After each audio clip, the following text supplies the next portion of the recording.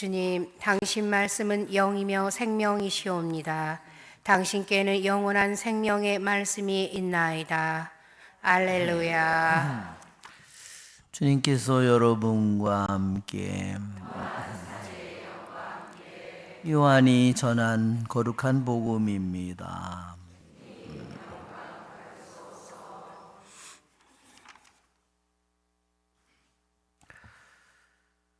그때 예수님의 제자들 가운데 많은 사람이 말하였다.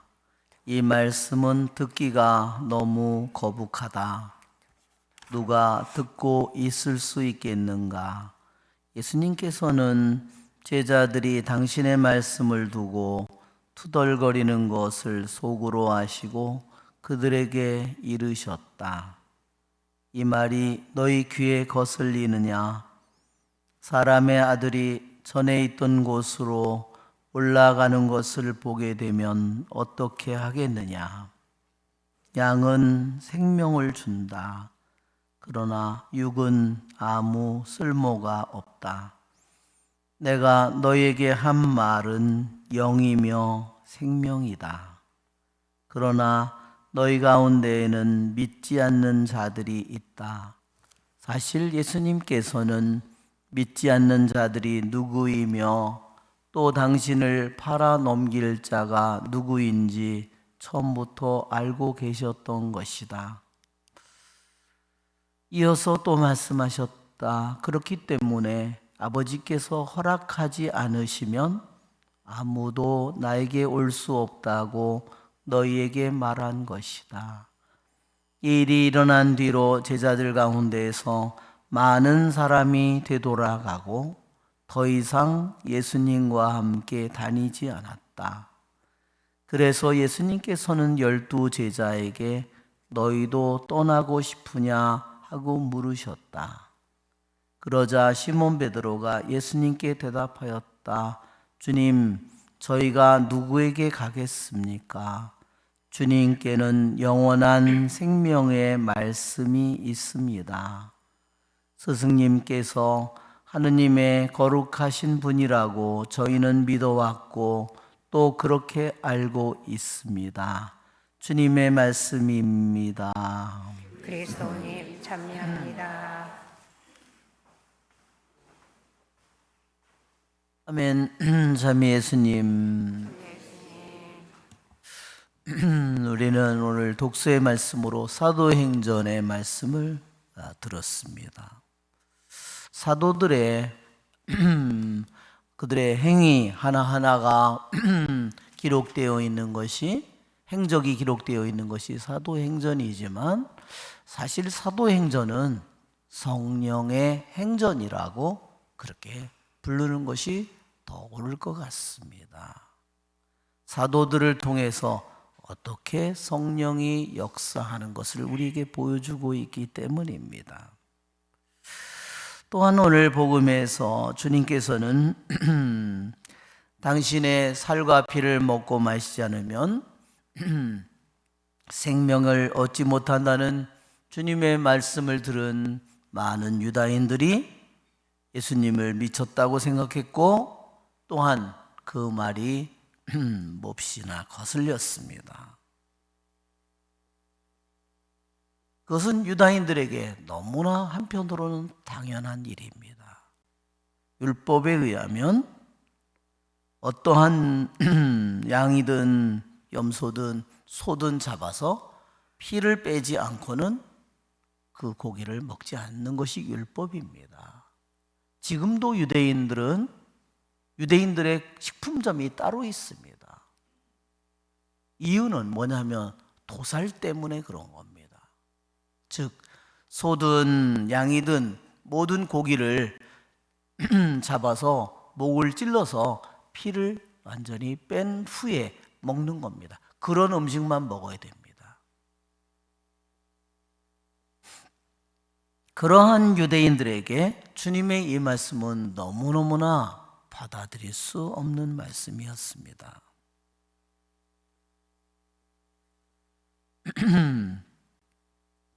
여기에는 두 가지의 길밖에 없습니다. 주님의 그 말씀을 믿고 받아들일 것인지 그 말씀을 믿지 않고 떠날 것인지 두 가지의 길밖에 주어져 있지 않습니다. 예수님은 왜 그러면 이러한 말씀을 하셨을까? 우리는 예수님께서는 수많은 군중이 떠나가는 것을 보면서도 왜 절대로 이것을 포기하지 않으셨을까?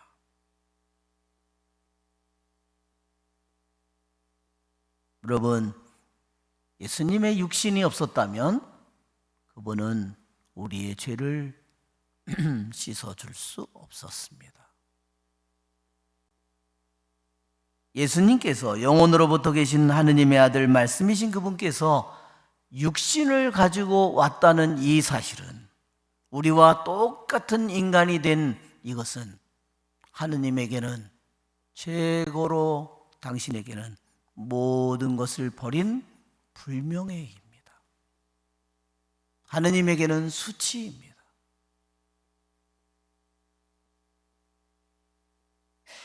그분은 이 겸손하게 이 모든 고통을 모욕을 겪으시는 인간이 되는 이 인간의 모든 수치와 죄와 이 모든 것을 뒤집어 쓰는 예수님의 한계를 뒤집어 쓰는 예수님의 이 육신을 통하여 그분은 우리에게 죄를 씻어주게 됩니다.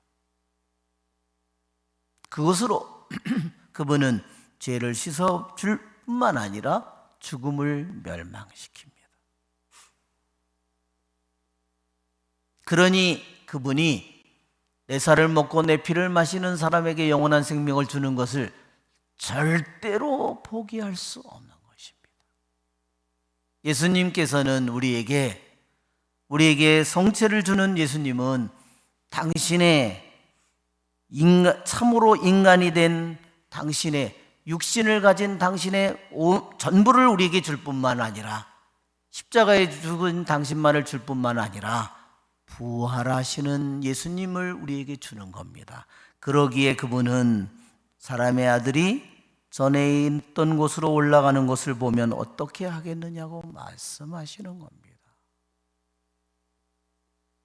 우리들이 모시는 성체는 단지 피가 아니라 그분은 십자가에 죽는 예수님일 뿐만 아니라 부활하시는 예수님이시고 승천하시는 예수님이고 하늘에 오른쪽에 하느님의 오른쪽에 앉는 주님이시고 그분은 온전한 인간인 동시에 그분은 온전한 신성을 가지고 그분은 실제로 나에게 육신으로도 그분의 육신으로도 내 안에 들어오기를 원하시는 겁니다.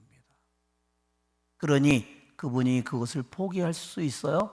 포기할 수 없는 일입니다. 여러분, 우리는 미사를 오는 사람들의 모습을 생각해 보면 어떻습니까? 어떤 사람은 마지못해서 의무감 때문에 가는 사람이 있습니다. 어떤 사람은 주님을 믿기 때문에 오는 사람도 있습니다. 어떤 사람은 어떤 일이 있어도 그분과 갈라질 수 없습니다. 여러분, 이 중에 주님의 마음은 어떤 마음일까요? 나에게 의무적으로 그분은 오실까요? 하느님이기 때문에 지명방어로 나에게 오실까요? 하느님이기 때문에 그냥 나에게 오실까요? 그분은 나에게 절대로 나와 갈라질 수 없는 그 사랑으로 그분은 나에게 오는 것입니다. 여러분, 같이 우리들이 이 성전에 여기에 있지만 어떠한 일이 있더라도 나는 절대로 주님과 갈라질 수 없다고 하는 영혼은 이미 그의 영혼은 하느님과 하나로 결합되어 있는 영혼입니다. 그러나 생각해 보십시오. 코로나가 생기고 경제가 나빠지고 뭐가 안 좋아지고 몸이 안 좋아지고 뭐가 안 좋아지고 그러면 나는 주님 교회 갈 수 없다. 상황이 너무 안 좋다. 쉽게 그분과 갈라집니다. 바오로 사도는 죽음도 생명도 그 어떤 천사도 그분의 사랑에서, 예수님을 통해서 나타나는 하느님의 사랑에서 우리를 결코 떼어낼 수 없다고 말합니다. 하느님의 사랑은 그러한 것입니다. 하느님의 사랑은, 하느님 아버지의 사랑은, 예수님의 사랑은 절대로 나와 떨어지기를 원하지 않습니다. 그런 마음을 아직 가지고 있지 못한 영혼은 언제 주님에게 이 세상에 사는 동안 자기의 마음이 주님에게서 떨어져 나갈지 몰라요. 정신을 차려야 됩니다. 그렇죠, 여러분? 내 마음이 주님에 대한 믿음과 희망과 사랑으로 불타지 않는데 그의 안에 있는 믿음과 희망과 사랑은 어디로 갈까요? 세상 속으로 가겠죠. 세상의 쾌락으로 가겠죠. 세상에 좋아 보이는 것들에 가겠죠. 세상에 멋있는 데로 가겠죠. 세상에 돈 있는 데로 가겠죠. 성공 있는 데로 가겠죠.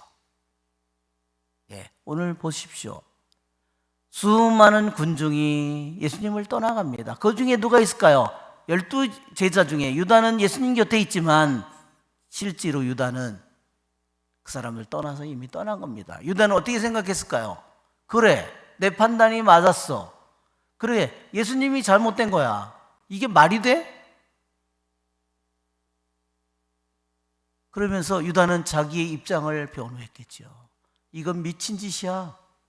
이건 미친 거야. 말이 돼 이게? 예수님의 말이 이게 말이 돼? 그러면서 그는 자기의 생각을 합리화시켰겠죠.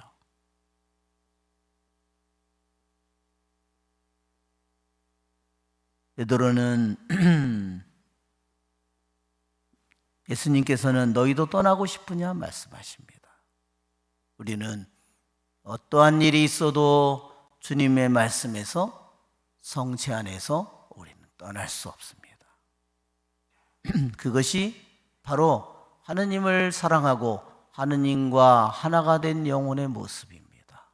그러한 믿음과 희망과 사랑이 없는 영혼이라면 그의 모든 생각과 행동과 가는 길은 뻔해요.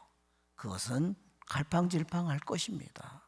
그의 가는 길은 제대로 된 길을, 주님을 향해서 가는 제대로 된 길을 걸어갈 수 없을 것입니다. 우리의 좋으신 주님을 찬미합시다.